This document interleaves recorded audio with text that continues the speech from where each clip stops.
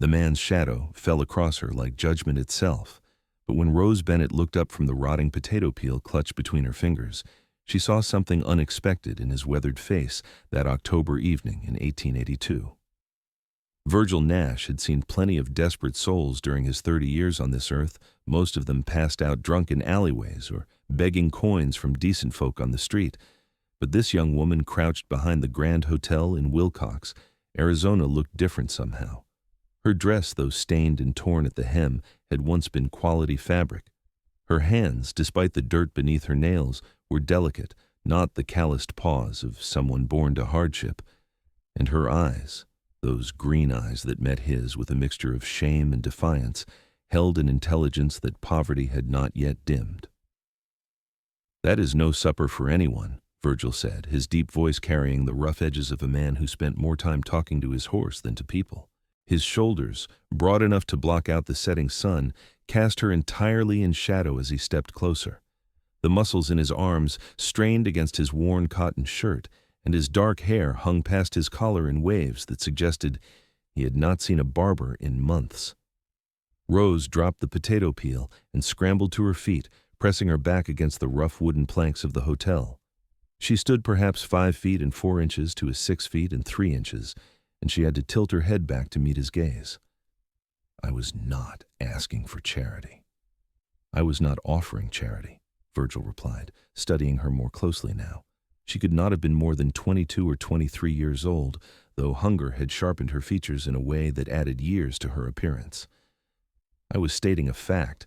That potato is more rot than food." "Then I suppose I should be grateful it is free." Her voice carried the refined tones of education, though she tried to hide it behind sarcasm.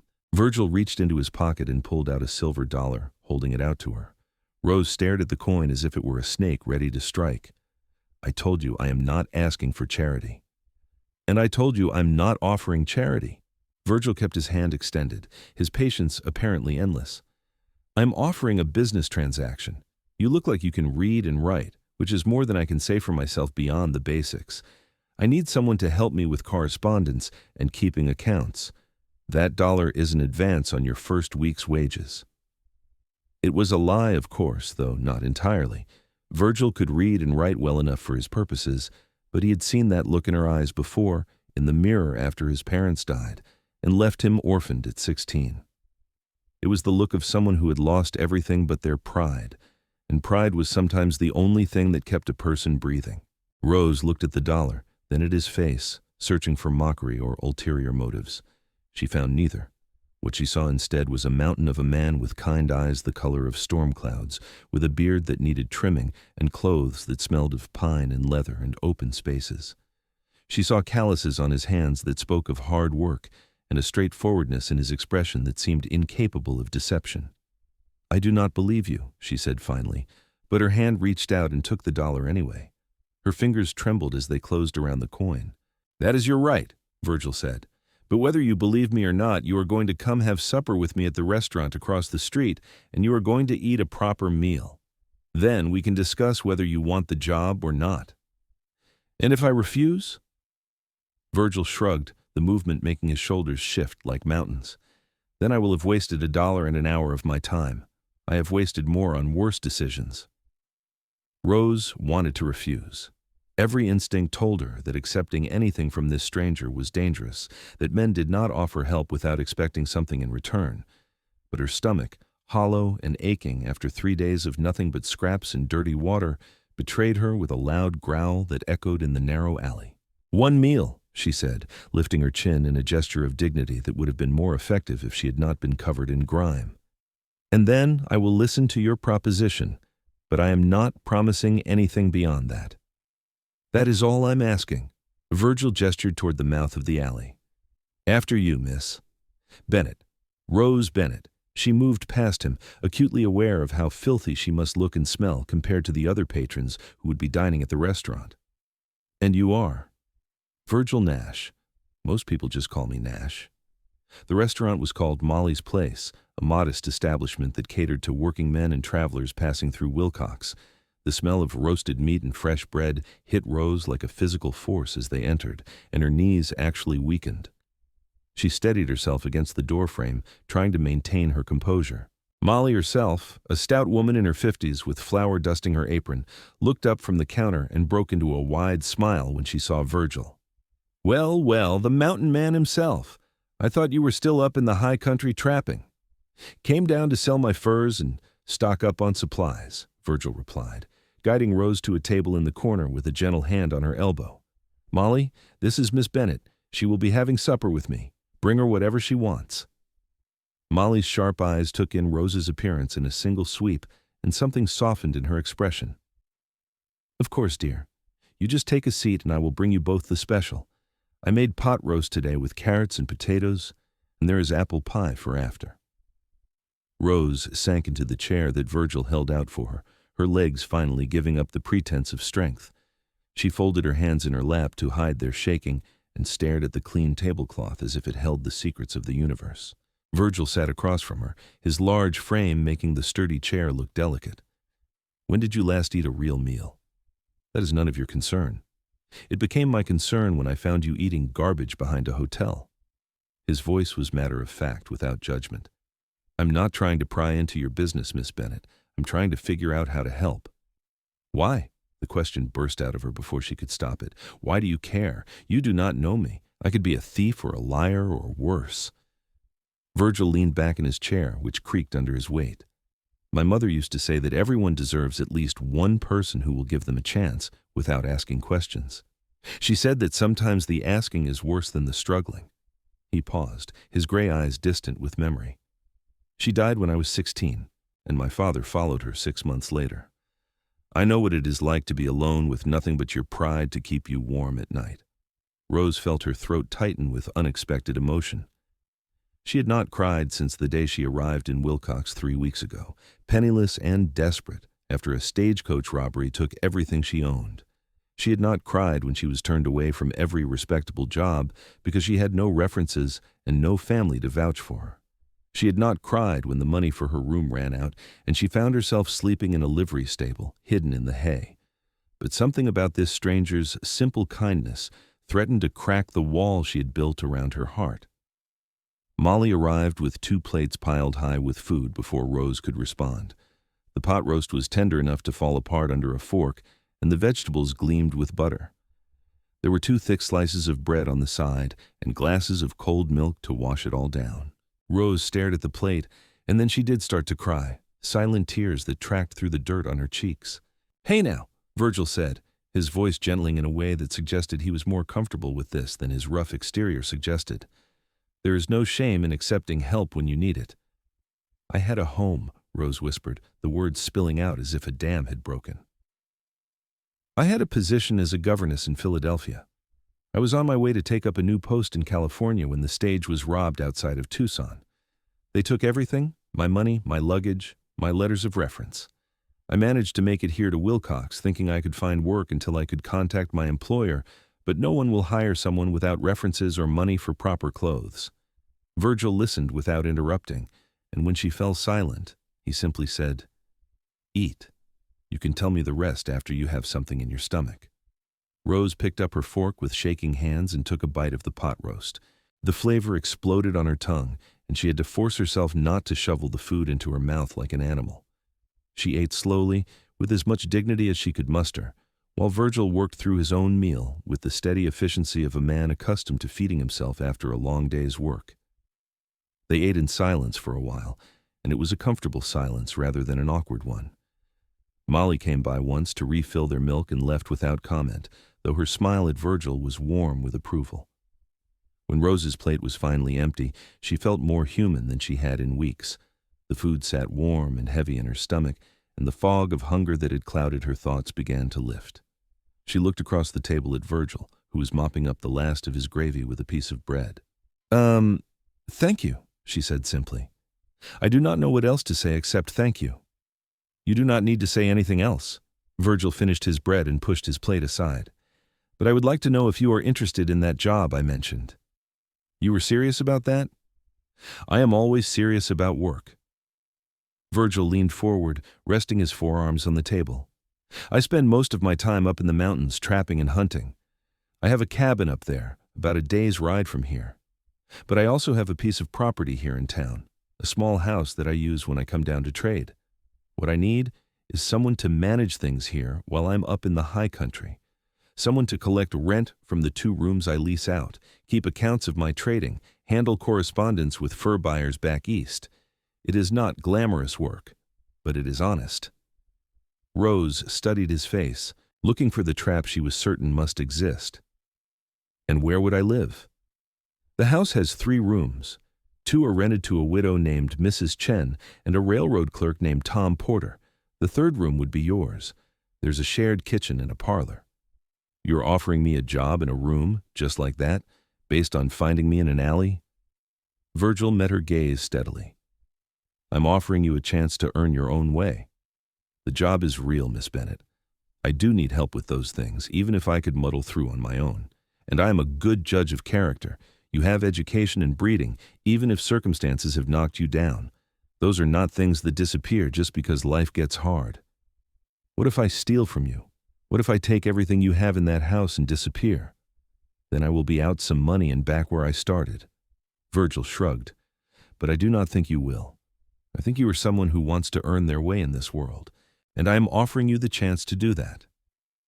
Rose felt something loosen in her chest, a tension she had been carrying for so long that she had forgotten what it felt like to be without it. What are the wages? Room and board plus $10 a month. That is more than fair for the work involved. It was more than fair. It was generous. Rose knew that governesses in wealthy households rarely earned more than $15 a month, and they had to deal with demanding children and difficult employers. What Virgil was offering was not charity disguised as work. It was real employment. When would I start? Tomorrow morning, if you are willing. I will take you to the house tonight and introduce you to your roommates. You can have a proper bath and a real bed to sleep in. In the morning, I will go over your duties and show you where I keep my records. Rose took a deep breath, and for the first time in weeks, she felt something like hope stirring in her chest. All right. Yes, I accept your offer, Mr. Nash. Virgil, he corrected. If we are going to be working together, you should call me Virgil. Then you should call me Rose. He smiled then, a slow spreading of his lips that transformed his rugged face into something almost handsome. Rose it is. Now, let us get you settled before you fall asleep in your chair. Molly, can you wrap up 2 slices of that pie to go? The house was a modest structure on the edge of town, but to Rose it looked like a palace. It had a solid roof, real glass windows, and a front porch with 2 rocking chairs. Virgil unlocked the door and led her inside, lighting an oil lamp that revealed a tidy parlor with comfortable furniture and rag rugs on the wooden floor. Mrs. Chen and Tom are both out for the evening, Virgil said, leading Rose down a narrow hallway. This will be your room. He opened a door to reveal a small but clean bedroom with a single bed, a wardrobe, a washstand with a basin and pitcher, and even a small desk by the window. To Rose, who had been sleeping in hay for over a week, it was the most beautiful room she had ever seen. There is a bathing room out back, Virgil continued. It is just a shed with a tub, but there is a pump for water, and I will get a fire started so you can heat some. I will leave you a nightdress that belonged to my mother. She was about your size. Rose turned to face him, and the words stuck in her throat for a moment. Virgil, I do not know how to repay this kindness. You do not need to repay it. You just need to do the work I am hiring you for, and we will be square. He moved toward the door, then paused. Rose, I want you to understand something. This is your room, and this is your home for as long as you work for me. No one will bother you here, and that includes me. You have my word on that. She understood what he was saying, what he was promising, and she felt her eyes burn with fresh tears. Thank you. After he left to heat the water, Rose sank onto the bed and let herself cry properly for the first time in months. She cried for everything she had lost, for the fear and hunger and humiliation of the past weeks. But she also cried with relief, because this rough mountain man with his kind eyes and gentle hands had given her something she thought she would never have again. A future. The bath was heaven. Rose scrubbed away weeks of grime and fear, washing her hair 3 times until it squeaked clean. The nightdress Virgil had left was soft flannel, worn thin from many washings, but clean and warm. When she finally crawled between the sheets of the bed, she felt human again. She woke the next morning to sunlight streaming through the window and the smell of coffee brewing. For a moment she thought she was dreaming, but then she heard voices from the front of the house and remembered where she was. Rose dressed quickly in her only dress, which she had rinsed out the night before and hung to dry. It was still stained and worn, but it was clean. She pinned up her damp hair as best she could and ventured out to the kitchen. Virgil was there, along with a tiny Chinese woman who could not have been more than 5 feet tall, and a young man with wire-rimmed spectacles and ink-stained fingers. They all looked up when Rose entered. "Good morning," Virgil said. "Rose, this is Mrs. Lily Chen and Tom Porter. Folks, this is Rose Bennett. She will be managing the house and my business affairs while I'm up in the mountains." Mrs. Chen's face broke into a warm smile. "Welcome, welcome. You sit, I make you breakfast. You too thin, need more food." Tom Porter stood and offered a slight bow. "Pleased to make your acquaintance, Miss Bennett. If you need anything explained about the town or the local businesses, I would be happy to help. I work at the railroad office, so I know most everyone." Rose felt overwhelmed by their immediate acceptance. "Thank you, both of you. I appreciate your kindness." Breakfast was eggs and bacon, and more of that good bread, and Rose ate with less desperation than the night before, but no less appreciation. Virgil explained her duties while they ate, pulling out a ledger that showed rent collection, fur sales, supply purchases, and correspondence with various buyers. "Yeah, I will be heading back up to the mountains in 3 days," he said. "That gives me enough time to make sure you understand everything and to introduce you to the people you will need to know. The general store owner, the bank manager, the postmaster. I want you to feel comfortable before I leave." "How long will you be gone?" Rose asked, and she was surprised by the flutter of anxiety the question caused. "Usually about 6 weeks at a time. I come down when I have enough furs to make the trip worthwhile, sell what I have caught, get supplies, and then head back up. In the winter, I stay up in the mountains for months at a time, but I will be back down before the first snow." 6 weeks. It seemed like an eternity, and no time at all. Rose told herself that the disappointed feeling in her stomach was just anxiety about being left alone with these new responsibilities, not anything to do with the man himself. The next 3 days passed in a blur of activity. Virgil took Rose all over Wilcox, introducing her to everyone who mattered. She met Mr. Henderson at the general store, a portly man with mutton-chop whiskers who was delighted to have someone literate handling Virgil's accounts. She met the banker, Mr. Sutton, who was more reserved but clearly respected Virgil. She met the postmaster, the blacksmith, the owner of the livery stable, and a dozen other people whose names she struggled to remember. Virgil also took her to the dress shop and insisted on buying her 2 new dresses, a practical calico for everyday wear, and a nicer wool dress for church and social occasions. Rose protested, but he was immovable. "You cannot meet with business associates looking like a beggar," he said bluntly. "This is a business expense, not charity. You are representing me when you deal with these people, and you need to look respectable." He also bought her a pair of good boots, a warm shawl, and undergarments that made her blush when the shopkeeper wrapped them up.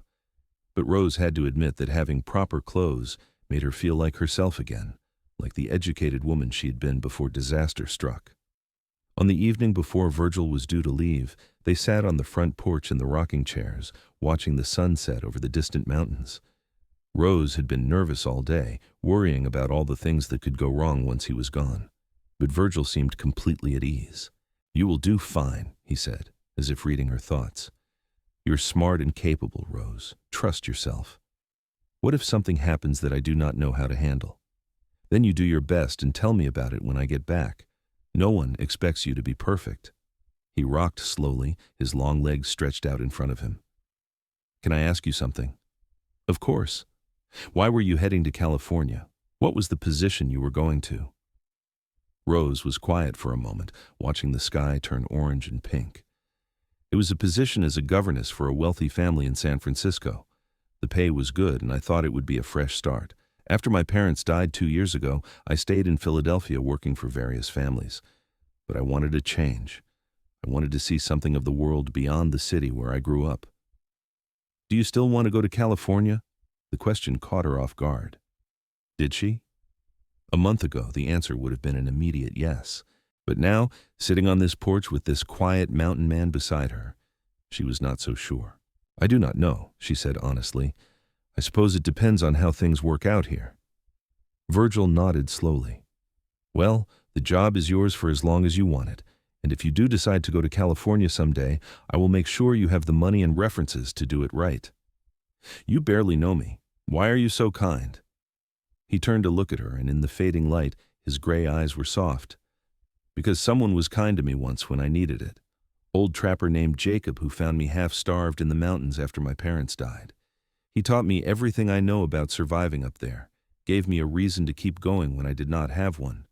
He died 5 years ago, and I never got the chance to repay him properly. Maybe this is my way of paying it forward. Rose felt her heart swell with an emotion she could not quite name. He would be proud of you, I think. I hope so. Virgil stood, his large frame unfolding from the chair. I need to finish packing. I will be leaving before dawn, so I wanted to say goodbye now. There's a rifle in my room, along with ammunition. Tom knows how to use it if there is trouble, but hopefully you will not need it. Keep the doors locked at night and do not open them for anyone you do not know. I will be careful. Rose stood as well, suddenly not wanting him to go. Virgil, I just want to say again how grateful I am for everything you have done for me. He reached out and gently squeezed her shoulder, and even through the fabric of her dress she could feel the warmth and strength of his hand. You are not alone anymore, Rose. Remember that, and I will be back before you know it. But after he went inside, and Rose sat back down in the rocking chair, watching the last light fade from the sky, she felt more alone than she had in weeks. It made no sense. She had only known Virgil for 3 days. He was her employer, nothing more. And yet the thought of him riding off into those mountains at dawn made her chest ache in a way she did not want to examine too closely. The next 6 weeks were both easier and harder than Rose expected. The work itself was straightforward. She collected rent from Mrs. Chen and Tom, both of whom paid promptly and never caused trouble. She kept meticulous accounts of every penny spent and earned. She corresponded with fur buyers in St. Louis and New York, negotiating prices and shipping arrangements with a skill that surprised her. She discovered that she had a head for business, and she took pride in doing the work well. The town accepted her quickly once they understood that she was Virgil's employee and under his protection. Women nodded to her on the street. Shopkeepers greeted her by name. Tom introduced her to some of his friends from the railroad, and Mrs. Chen taught her how to make proper Chinese dumplings on Sunday afternoons. But Rose found herself thinking about Virgil far more than she should. She wondered if he was safe in those mountains, if the hunting was good, if he was eating properly. She caught herself watching the road that led to the high country, hoping to see his tall figure riding toward town. At night, lying in her comfortable bed, she remembered the warmth of his hand on her shoulder and the kindness in his gray eyes, and she told herself firmly that she was being ridiculous. It was just gratitude, she insisted to herself. He had saved her from a desperate situation, and of course, she was grateful. That was all it was. It had nothing to do with the way her heart beat faster when she thought of him, or the way she felt safe for the first time in her life when he was near, or the way she found herself imagining what it would be like to run her fingers through his dark hair. She threw herself into work to distract herself, organizing Virgil's records so thoroughly that she created an entirely new filing system. She scrubbed the house from top to bottom. She volunteered to help Mrs. Chen with her laundry business, which the older woman ran out of the back shed. Anything to keep busy, to keep from counting the days until Virgil returned. It was a cold morning in late November when Rose heard the sound of hooves on the street outside. She was in the kitchen making coffee, and something made her look out the window. Her heart leaped when she saw Virgil riding up on his big gray horse, a string of pack mules behind him laden with bundles of furs. Rose told herself to stay calm, to finish making the coffee, to wait for him to come inside like a proper employer. Instead, she found herself running out the front door without even grabbing her shawl, her breath making clouds in the cold morning air. Virgil was dismounting when he saw her, and his bearded face split into a huge smile. "Rose? You are back," she said, and she could hear the joy in her own voice and did not care. "I was beginning to worry that you had decided to stay up there for the winter." "And miss Thanksgiving? Not a chance. I brought down a whole deer, thought we could have a proper feast. He tied his horse to the rail and turned to face her fully. You look good, Rose. Healthy, happy. I feel good. The work has been wonderful. I have so much to show you. So many letters from buyers. One of them in New York is offering premium prices for your pelts if you can guarantee regular shipments. She was babbling, she knew, but she could not seem to stop. And I reorganized all your files, and the rent has been collected on time, and Mrs. Chen taught me how to make dumplings, and I missed you. The last words slipped out before she could stop them, and Rose felt her face flame red. Virgil went very still, his gray eyes locked on her face. You missed me? His voice was low, careful. Rose lifted her chin, refusing to be embarrassed by the truth. Yes, I missed you. I miss talking to you and sitting on the porch with you and the way you make me feel safe, and I know that is probably inappropriate given that you are my employer, but I have never been very good at lying. Virgil took a step toward her, and then another, until he was close enough that she had to tilt her head back to meet his eyes. Rose, I thought about you every single day I was up in those mountains. I thought about how your hair catches the light and the way you laugh and how brave you are. I told myself I was a fool, that I had no business thinking about you that way, that you deserved better than a rough mountain man with more scars than manners, but I could not stop thinking about you.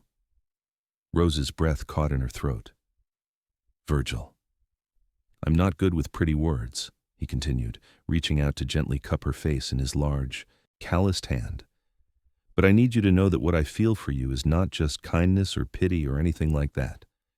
When I look at you, I see a woman who is strong and smart and beautiful, and I want to spend every day making sure you never have to eat scraps behind a hotel again. I want to give you everything you deserve. If you will have me. Yes, Rose whispered, and then louder. Yes, Virgil, I will have you. I want to be with you. He bent down slowly, giving her time to pull away if she wanted to, but Rose stretched up on her toes to meet him halfway. When his lips touched hers, it was gentle at first, almost tentative, as if he was afraid she might break. But Rose wrapped her arms around his neck and kissed him back with all the longing she'd been carrying for 6 weeks, and Virgil made a low sound in his throat and pulled her closer. His arms came around her, and Rose felt completely enveloped by his size and strength. He smelled of pine and leather and wood smoke, and his beard was rough against her skin, and it was the most perfect kiss she had ever experienced. When they finally broke apart, both breathing hard, Virgil rested his forehead against hers. I want to court you properly, he said. I want to do this right. No rushing, no taking advantage. I want you to be sure. I am sure. Rose ran her fingers through his hair, marveling that she was allowed to touch him this way. I have never been more sure of anything in my life. Then let me court you. Let me take you to church socials and town dances. Let me show everyone that you are my girl, if you will be my girl. I will be your girl. Rose smiled up at him, feeling happier than she had thought possible.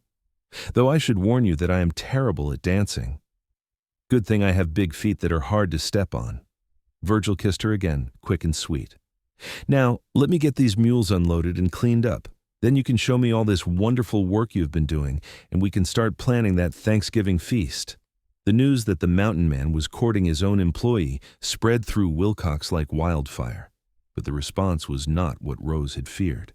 Instead of scandal and disapproval, they found themselves invited to every social event in town.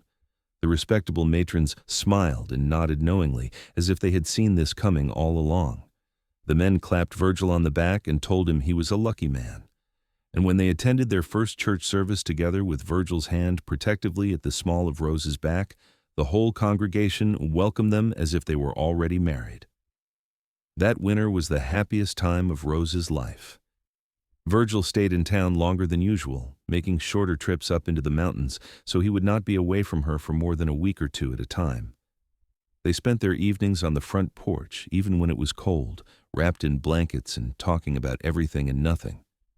Virgil told her about his childhood, about losing his parents and learning to survive in the wilderness. Rose told him about growing up in Philadelphia, about her love of books and her dreams of seeing the world.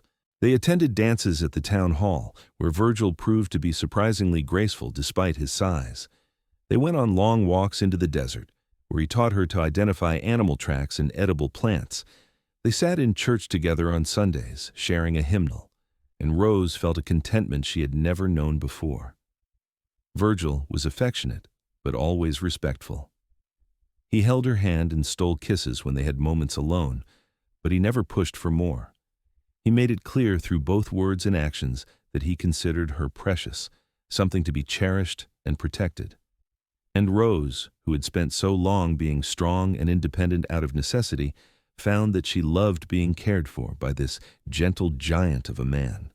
On Christmas Eve, after a dinner with Mrs. Chen and Tom where they exchanged small gifts and laughed until their sides hurt, Virgil asked Rose to take a walk with him. They bundled up against the cold and walked through the quiet streets of Wilcox, where lamplight glowed in windows and the smell of wood smoke hung in the air. Virgil led her to a small hill at the edge of town where they could see the lights spread out below them and the stars blazing overhead in the clear winter sky. He took both her hands in his and looked down at her with an expression that made her heart race. "Rose, I have something I need to ask you, and I am sorry for not waiting until I can do this properly with a ring and everything else, but I cannot keep it inside any longer." "Virgil, what is it?" He took a deep breath, and Rose realized with wonder that this strong, confident man was actually nervous. "I love you, Rose Bennett. I love your strength and your kindness and your sharp mind. I love the way you reorganize my files and argue with fur buyers until they give you the price you want. I love how you have made that house into a home and how you have brought light into my life. I want to marry you, Rose. I want to spend the rest of my life giving you everything you deserve. Will you marry me?" Rose felt tears spill down her cheeks, hot against the cold air. "Yes. Yes, Virgil. I will marry you. I love you too. I love your gentleness and your honor and the way you see the best in people.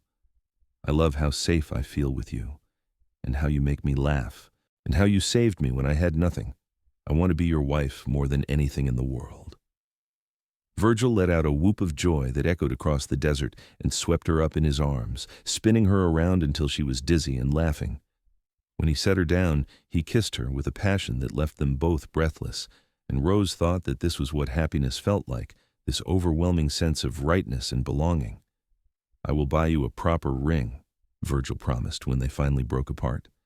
"The best one I can afford, and we will get married as soon as we can arrange it, unless you want a big fancy wedding. I will give you whatever kind of wedding you want." "I do not need fancy," Rose said, cupping his bearded face in her hands. "I just need you. We can get married at the church with whoever wants to come. All I care about is becoming your wife." They were married on a bright January morning in 1883 in the small church in Wilcox with half the town in attendance. Rose wore a simple but elegant white dress that Mrs. Chen and the other women had helped her make, and she carried a bouquet of winter wildflowers that Virgil had ridden for hours to find. Virgil wore a new suit that he clearly felt uncomfortable in, but he looked handsome with his hair trimmed and his beard neatly groomed. Tom Porter stood up as Virgil's best man, and Mrs. Chen acted as Rose's matron of honor. The ceremony was short and simple, but when the preacher pronounced them man and wife and Virgil kissed his bride, Rose felt as if her heart would burst with joy. The whole town turned out for the celebration afterward. There was food and music and dancing, and Rose smiled until her face hurt. But the best moment came late in the afternoon, when she and Virgil finally managed to slip away from the party and ride out to see the cabin in the mountains that would be their real home. The ride took several hours, following a winding trail that climbed steadily into the high country. Rose rode behind Virgil on his big gray horse, her arms wrapped around his waist, marveling at the wild beauty of the landscape.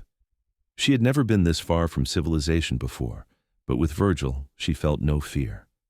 The cabin appeared as the sun was setting, a solid log structure nestled in a clearing surrounded by towering pines. Smoke rose from the chimney because Virgil had ridden up 3 days earlier to prepare everything. He helped Rose down from the horse and then swept her up into his arms, carrying her over the threshold as tradition demanded. "Welcome home, Mrs. Nash," he said, his voice rough with emotion. Rose looked around the cabin with wide eyes. It was larger than she expected, with a main room that served as kitchen and living area, a separate bedroom, and even a small loft for storage.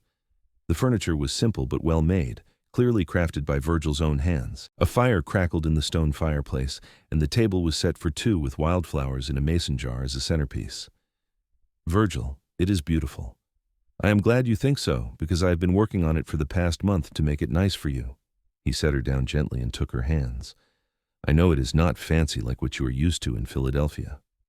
"It is perfect," Rose interrupted. "It is ours. That is all that matters." That night, in the big bed that Virgil had built with his own hands, Rose and Virgil came together as husband and wife with a tenderness and passion that left them both trembling. Virgil was gentle with her, treating her like something precious, and Rose felt as if she was finally, truly home. They spent a week at the cabin before returning to Wilcox, and it was like a honeymoon in paradise. They woke with the sun and spent their days exploring the mountains together. Virgil taught Rose how to track animals and set traps, and Rose taught Virgil some of the poems and stories she had memorized over the years. They made love in front of the fire at night and talked until the early hours of the morning, learning everything about each other. When they finally returned to town, Rose felt as if she was glowing from the inside out. Mrs. Chen took one look at her and smiled knowingly, while Tom Porter blushed and stammered his congratulations. They settled into married life with an ease that surprised them both. They split their time between the house in Wilcox and the cabin in the mountains, with Rose accompanying Virgil on his trapping expeditions now that they were married. She learned to love the wilderness as he did, to appreciate the silence and solitude and the raw beauty of nature. But she also enjoyed their time in town, managing Virgil's business and socializing with their growing circle of friends. In the spring, Rose discovered that she was pregnant. She told Virgil one evening as they sat on the porch of the cabin watching the sunset paint the sky in shades of orange and pink. He stared at her for a long moment, his gray eyes wide with wonder, and then he let out another of those whoops of joy and picked her up and spun her around, though more gently this time. "A baby," he kept saying, his voice full of awe. "We are going to have a baby. Rose, you have made me the happiest man in the world." Rose laughed and cried at the same time, overwhelmed by the depth of emotion she saw in his face. "Are you happy, truly happy?" "Happy does not even begin to cover it." Virgil set her down and placed his large hand gently on her still flat stomach. "I'm going to be a father, and you are going to be a mother, and our child is going to have everything that we never had. Love and security and a real home."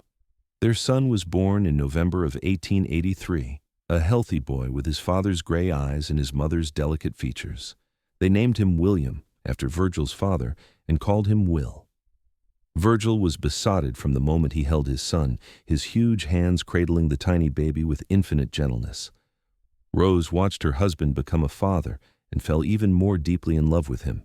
He was patient and tender with Will, getting up in the night to walk with him when he cried, changing diapers without complaint, singing soft lullabies in his deep voice. And as Will grew from baby to toddler, Virgil was always there, teaching him to walk and talk and explore the world around him. They spent less time in the mountains during Will's first years, staying mostly in Wilcox so Rose would have help from Mrs. Chen and the other women in town. But as Will grew older and sturdier, they began taking him up to the cabin for visits, teaching him to love the wilderness as they did. When Will was 3, Rose discovered she was pregnant again. This time, it was a girl, born in the spring of 1887, with her mother's green eyes and dark curly hair. They named her Margaret after Virgil's mother and called her Maggie. Will adored his baby sister from the moment he met her, and Virgil declared that his family was now complete. The years passed in a blur of happiness. Will grew into a sturdy boy who loved the mountains as much as his father, while Maggie proved to be as bookish and clever as her mother. Virgil's trapping business thrived under Rose's management, and they prospered enough to build a larger house in Wilcox with separate bedrooms for the children and a real office for Rose's business work. But they kept the cabin in the mountains, returning to it several times a year for family adventures. Those were some of their happiest times, the four of them together in the wilderness with no distractions or responsibilities beyond taking care of each other. Rose often thought back to that cold October evening in 1882 when Virgil had found her eating scraps behind the hotel. She thought about how close she had come to giving up completely, and how one man's simple act of kindness had changed the entire course of her life. She had been so certain that she would refuse his help, so determined to cling to her pride and independence. But Virgil had seen past her defenses to the frightened, desperate woman beneath, and he had offered her not charity, but dignity. On their 10th wedding anniversary, Rose and Virgil returned to the cabin without the children, leaving them in Mrs. Chen's capable care for a few days. They sat on the porch in the same rocking chairs they had sat in on their wedding night, watching the stars come out. "Do you ever regret it?" Virgil asked suddenly. "Giving up your plans for California? Marrying a mountain man and living this rough life instead of the comfortable existence you could have had?" Rose turned to look at him, this man who had given her everything, and shook her head. "How could I regret finding my home? You gave me so much more than a seat at your table, Virgil. You gave me love and respect and a family. You gave me a life beyond anything I ever dreamed of." "You gave me just as much," Virgil said quietly. "Before I met you, I was just existing, not really living. You brought light and laughter into my world. You gave me children and a real home and a reason to be better than I was." "We saved each other," Rose said, reaching out to take his hand. "You saw me at my lowest point, and you did not turn away. You gave me a chance when no one else would, and I will spend the rest of my life being grateful for that." "You never have to be grateful." Virgil squeezed her hand. "You earned everything you have through your own hard work and intelligence. I just gave you an opportunity. You did the rest." They sat in comfortable silence for a while, holding hands and listening to the night sounds of the forest. After a time, Rose spoke again. "Do you remember what you told me that first night? That everyone deserves at least one person who will give them a chance without asking questions?" "I remember. You were that person for me. And now we are trying to be that for our children, teaching them to see people the way you saw me, teaching them kindness and compassion and the value of giving people chances." "Will and Maggie are good kids," Virgil said with pride. "They have your brains and your heart. They are going to do great things. They have your strength and your honor too. They are going to be good people because they have a good father." Virgil pulled her up from her rocking chair and into his lap, wrapping his strong arms around her. "I love you, Rose Nash. I loved you from the moment I saw you trying so hard to hold on to your dignity even when you had nothing left. And I will love you until the day I die." "I love you too," Rose whispered, resting her head against his broad chest and listening to the steady beat of his heart. "You gave me a seat at your table, and I found a home in your heart." As the years continued to pass, the Nash family became a fixture in Wilcox. Rose's business acumen helped several other families in town manage their affairs, though she never charged more than a token fee for her services. Virgil became known not just as a skilled trapper, but as a man of honor who would help anyone in need. More than once, someone down on their luck found themselves hired for odd jobs at the Nash house, and more than once, those odd jobs turned into permanent positions that helped people get back on their feet. Will grew into a strong young man who was the image of his father, tall and broad-shouldered with the same quiet confidence. He followed Virgil into the mountains, learning the trapping trade, but he also had his mother's head for business. By the time he was 20, he was managing most of the day-to-day operations, freeing Virgil to spend more time at home with Rose. Maggie grew into a beautiful young woman with her mother's intelligence and determination. She became a school teacher in Wilcox, inspiring the next generation of children with her love of learning. She also wrote stories in her spare time, tales of the West that were published in magazines back east, and Rose could not have been prouder. When Will was 22, he married a rancher's daughter named Sarah, and they gave Rose and Virgil their first grandchild the following year. When Maggie was 20, she married a young doctor who had recently moved to town, a kind man named James, who treated her with the same respect and devotion that Virgil had always shown Rose. As Rose and Virgil entered their 50s, they finally allowed themselves to slow down. They sold the trapping business to Will and moved to the cabin in the mountains full-time, though they came down to Wilcox frequently to visit their children and grandchildren. The cabin had been expanded over the years, with additions and improvements that made it comfortable even in the harsh mountain winters. They spent their days reading together, taking gentle walks through the forest, and sitting on the porch, watching the seasons change. They had both aged well. Virgil still strong and capable, despite the silver in his hair and beard, Rose still sharp and lively despite the lines that time had etched around her eyes and mouth. One evening in the spring of 1910, almost 30 years after Virgil had found Rose behind that hotel, they sat on their porch, watching another sunset. Will and his family were visiting, and the sound of children's laughter drifted from inside the cabin where Sarah was putting the grandchildren to bed. 5 grandchildren, Virgil marveled, shaking his head. Can you believe it, Rose?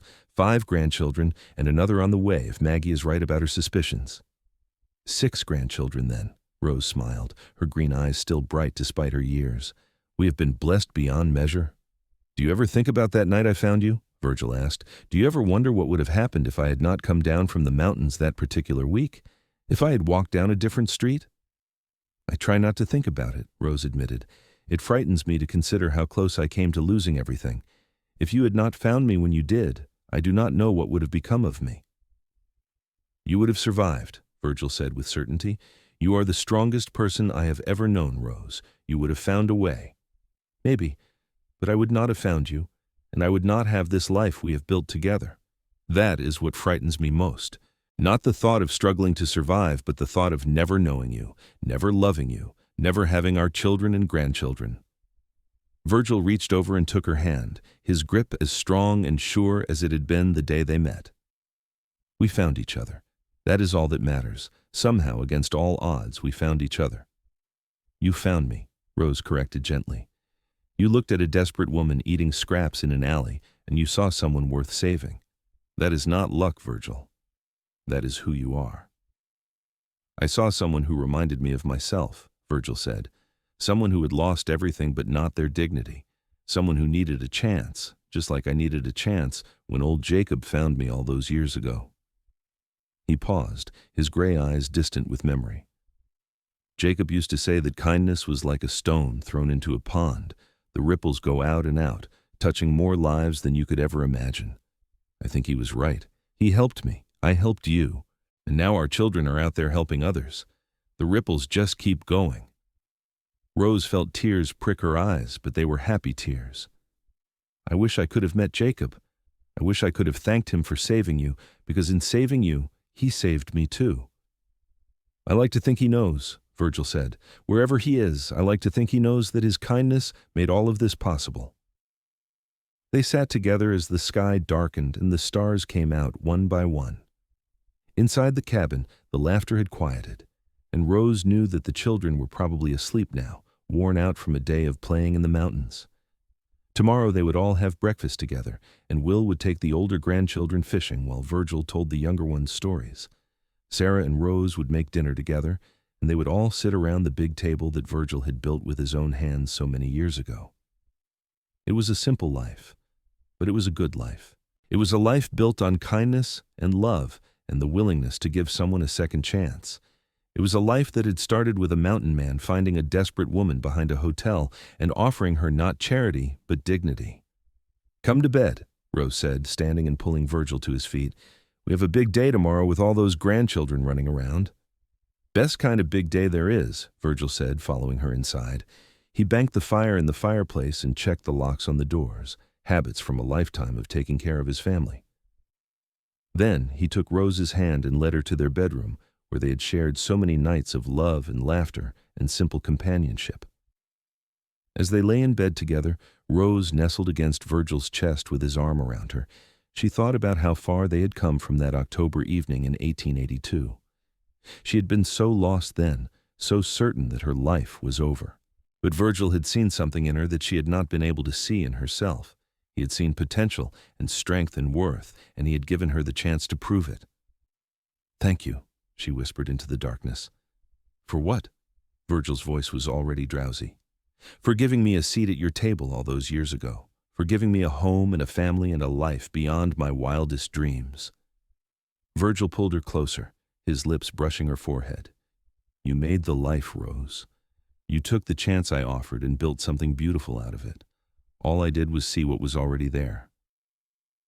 But Rose knew better. She knew that without Virgil's kindness and faith in her, she would never have had the opportunity to become the woman she was today. She would never have known what it meant to be truly loved and cherished. She would never have experienced the joy of holding her children and grandchildren, of building a life with a good man who saw her as an equal partner. She fell asleep, listening to the steady rhythm of Virgil's breathing, feeling safe and loved and profoundly grateful for the twist of fate that had brought them together. And in her dreams, she was young again, standing behind that hotel in Wilcox, looking up into the kind gray eyes of a mountain man who would change her life forever. The years continued to pass, gentle and sweet in their mountain paradise. Rose and Virgil watched their grandchildren grow, attended Will and Maggie's children's weddings, and eventually welcomed great-grandchildren into the fold. The family gatherings at the cabin became legendary, with 3 generations of Nashes filling the rooms with love and laughter. Rose published a memoir when she was 70, telling the story of her desperate circumstances and Virgil's life-changing kindness. It became a modest success, inspiring others to look beyond surface appearances and offer help to those in need. The royalties from the book funded a scholarship program in Wilcox for young people who had fallen on hard times, ensuring that Virgil's philosophy of giving second chances would continue long after they were gone. Virgil remained strong and healthy well into his 80s, still chopping wood and maintaining the cabin with hands that barely trembled. But in the spring of 1918, he caught pneumonia after a late-season storm, and despite the best efforts of their son-in-law James and a doctor brought up from town, he grew weaker by the day. Rose never left his side, sitting by his bed and holding his hand as she had done so many times over their long life together. Their children and grandchildren came to say goodbye, and Virgil had words of love and wisdom for each of them. But it was Rose he kept looking at, Rose, whose name he whispered in the night. "I am not afraid," he told her one evening as the sun set outside their window. "I have lived a good life, Rose, a life filled with more love than any man deserves." "You deserve all the love in the world," Rose said, her voice breaking. "You are the best man I have ever known, Virgil Nash. The best husband, the best father, the best friend. I cannot imagine this world without you in it." "You will be fine," Virgil assured her, squeezing her hand with what remained of his strength. "You are the strongest person I know, remember, and you will not be alone. Our children will take care of you, and our grandchildren will keep you busy, and you still have work to do with that scholarship program. It will not be the same without you." "No," Virgil agreed, "but you will carry on because that is what you do. You survive, Rose. You thrive. That is who you were when I found you, and that is who you still are." He died 2 days later, in the early morning hours, with Rose holding his hand and whispering words of love. He went peacefully, a slight smile on his face, and Rose told herself that he had gone to wherever old Jacob was waiting, ready to tell him about the ripples his kindness had created. The funeral was held in Wilcox, and the entire town turned out to pay their respects to the man who had been a cornerstone of their community for nearly 4 decades. Rose stood dry-eyed through the service, accepting condolences with grace and dignity, but that night in the big empty bed in the cabin, she finally allowed herself to cry. She cried for the loss of her partner, her love, her best friend. She cried for all the years they would not have together, for all the sunsets he would not see, and all the great-grandchildren he would not hold. But she did not cry for long, because Virgil had been right. She was strong, and she had work to do. The scholarship program needed her attention, and her children needed her support as they dealt with their own grief. Her grandchildren needed their grandmother's wisdom and love. And she had promised Virgil that she would carry on, that she would keep living the life they had built together. Rose lived for another 10 years after Virgil's death, and they were good years despite the ache of missing him. She moved back to Wilcox permanently, staying in a small house near Will and his family. She devoted herself to the scholarship program, personally interviewing each applicant and taking joy in giving young people the same kind of second chance that Virgil had given her. She wrote another book, this one a love story based on her life with Virgil, and donated all the proceeds to the program. She spent time with her grandchildren and great-grandchildren, telling them stories about their grandfather and great-grandfather, making sure they understood the legacy of kindness and compassion he had left behind. She attended church services and town gatherings, always with a warm word and a helping hand for anyone who needed it. And every year on their anniversary, she rode up to the cabin in the mountains one last time, sitting on the porch in one of the rocking chairs and talking to Virgil as if he were sitting beside her in the other chair. She told him about the family, about the scholarship recipients, about all the ways his ripples were still spreading through the world. And as the sun set over the mountains, she felt his presence so strongly that she could almost believe he was really there. Rose died peacefully in her sleep in the summer of 1928, just a few weeks after her 88th birthday. She was surrounded by family, including Will and Maggie and dozens of grandchildren and great-grandchildren. Her last words were, "I am coming, Virgil," spoken with a smile on her face and a light in her green eyes. They buried her next to Virgil in the cemetery in Wilcox under a simple headstone that read, "Rose Nash, beloved wife, mother, and friend. She survived, she thrived, she loved." At the funeral, Will stood up to speak about his parents, telling the story of how his father had found his mother behind a hotel in 1882 and given her not just a meal but a future. "My father used to say that kindness was like throwing a stone into a pond," Will said, his voice strong despite his tears. "The ripples spread out, touching lives in ways you can never imagine. He threw that stone when he helped my mother, and the ripples are still spreading today." Every person who has been helped by the scholarship program, every act of kindness that our family has committed in their honor, every life that has been changed because my father chose to see the worth in a desperate woman eating scraps in an alley, all of it is part of those ripples. He paused, looking out at the crowd that had gathered to say goodbye to Rose Nash. "My mother used to say that my father gave her a seat at his table for life. But it was more than that. He gave her a place in his heart, in his life, in his family. And she gave him the same. They built something beautiful together, something that continues in all of us who loved them. So today, as we say goodbye to my mother, let us commit to keeping those ripples going. Let us look at people the way my father looked at my mother, seeing not their circumstances but their potential. Let us offer kindness without expecting anything in return. Let us give people chances, second chances, as many chances as they need. That is the legacy my parents left us, and it is the best inheritance any child could ask for." The Nash family continued to grow and thrive in the decades after Rose's death. The scholarship program expanded to help hundreds of young people get their start in life. Will's descendants became prominent ranchers and businessmen.